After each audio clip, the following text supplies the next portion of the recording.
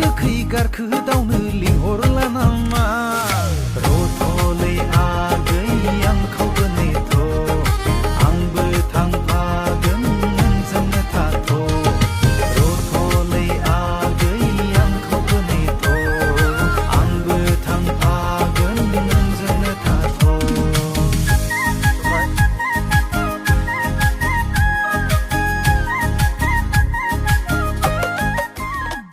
हे लोगोफोर दिनैनि गुबुन मोनसे गोदान आपडेट भिडिअ नोंथांमोन गासैखौबो बारहरनाय थालायबाय दे स' नोंथांमोननिसिम आसा खालामो भिडिअखौ जागायनायनिफ्राय जोबजासिम नायलांगोन होननानै एक्चुअली नोंथांमोनाथ' भिडिअनि सनसे इन्ट्र' टाइटेल आरो थाम्बनेल नायनानै एसेब्लाबो हमना खादोंआनो जानांगौ दे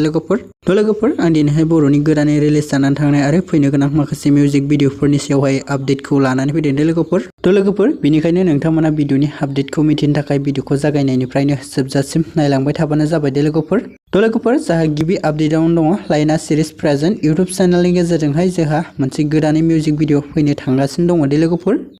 ओमफ्राय लोगोफोर बे गोदानै फैनो गोनां मोनसे मिउजिक भिडिअनि टाइटेलानो जाहैबाय रथ'लै आगै दे लोगोफोर आरो लोगोफोर जों बे मिउजिक भिडिअहायनो गाहायै फाव खालामनायखौ नुनो मोनगोन सोरां बसुमतारी बिथांजोंनो लोगोसे मनालिसा हाज'वारि बिथांखौ दे लोगोफोर ओमफ्राय लोगोफोर बे मिउजिक भिडिअनि डाइरेक्सन आरो करिय'ग्राफखौबो बिथां सोरां बसुमतारियानो खालामदों दे लोगोफोर आरो लोगोफोर बे मिउजिक भिडिअनिनो देंखोखौबो होदों सोरां बसुमतारी बिथांजोंनो लोगोसे सृष्टि बिथाङा दे लोगोफोर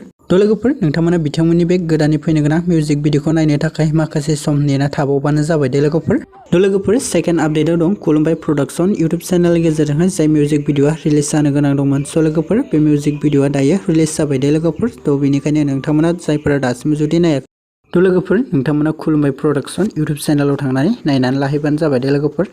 ओमफ्राय लोगोफोर बे गोदानै रिलिज जानानै थांनाय मिउजिक भिडिअनि टाइटेलानो जाहैबाय दख'ना बिदन दे लोगोफोर ओमफ्राय लोगोफोर बे मिउजिक भिडिअनि गाहाय फाव खालामदों महिमा बर्मा बिथाङा दे लोगोफोर बे गोदानै रिलिज जानानै थांनाय मिउजिक भिडिअनिनो करिय'ग्राफखौ खालामदोंमोन बिश्वजित बसुमतारी बिथाङा दे आरो लोगोफोर बे मिउजिक भिडिअनिनो देंखोखौ होदोंमोन करुणा राभा बिथाङा दे थ' लोगोफोर जायफोरा दासिमबो नायाखै अब्ला नोंथांमोना खुलुमबाय प्रडाक्शन इउट्युब चेनेलाव थांनानै नायनानै लाहैबानो जाबाय दे लोगोफोर सेकेन्ड आपडेटआव दं एलबि फिल्म प्रडाक्शननिफ्राय जाय मिउजिक भिडिअआ रिलिज जानो गोनां दंमोन स' लोगोफोर बे भिडिअआ दायो रिलिज जाबाय दे स' नोंथांमोना जायफोरा दासिमबो नायाखै अब्ला नोंथांमोना एलबि फिल्म प्रडाक्शन इउट्युब चेनेलाव थांनानै नायनानै लाहैदो दे